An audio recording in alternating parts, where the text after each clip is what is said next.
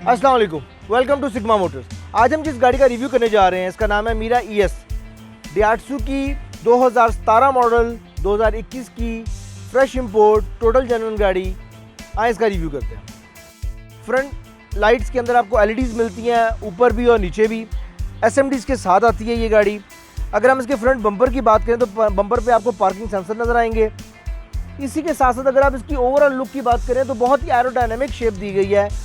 गाड़ी देखने में साइज़ बहुत छोटा लगता है, लेकिन एक्चुअली गाड़ी के अंदर बैठ के केबिन का साइज़ बहुत मज़े का है। अगर आप इसके टायर की बात करें, टायर साइज़ इसका अलॉय रिम जो आता है वो 15 के अलॉय रिम के साथ ये गाड़ी आती है। मीरा ES के साइड मिरर रिट्रैकेबल है।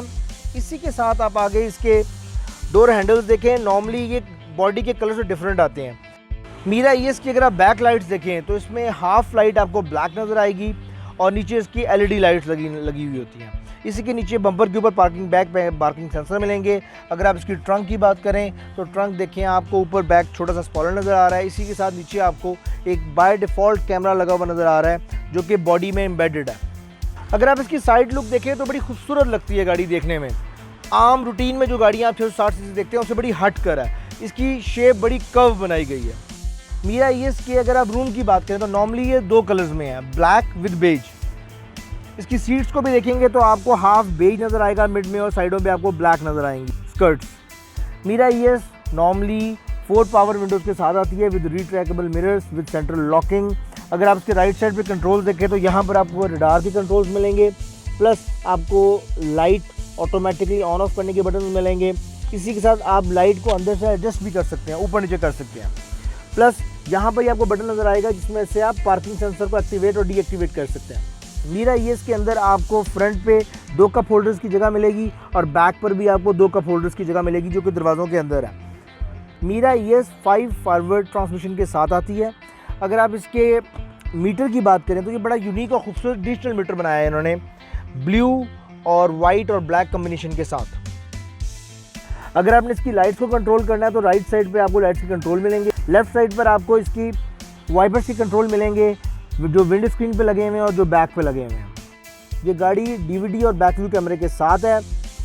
डैशबोर्ड के मिड के कंसोल के अंदर आपको गाड़ी के AC के सारे कंट्रोल्स मिलेंगे और उसी के साथ आपको गियर लीवर भी नज़र आएगा। मीरा ES by default 2 airbags के साथ आती है।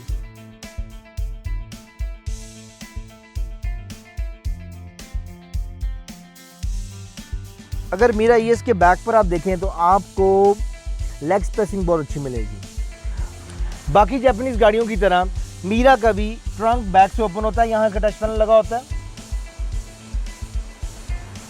अगर हम ट्रंक स्पेस की बात करें तो 660 सीसी के अंदर नॉर्मली ट्रंक स्पेस बहुत थोड़ी होती है।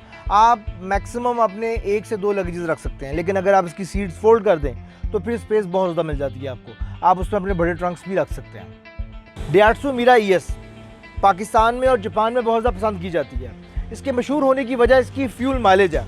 With in a city company ये कहती है कि ये 32 से 36 करती है, 32 से 36 किलोमीटर पर लीटर करती है। ये बड़ी यूनिक चीज़ है। नॉर्मली ये चीज़ अब 2018-19 के अंदर हाइब्रिड गाड़ी में दी गई है, पर 2016 से ऑनवर्ड्स ये गाड़ी पाकिस्तान में आ रही है और जापान में मैन्युफैक्चर की जा रही है और आपको ये फ्यूल माइलेज देती है इतनी।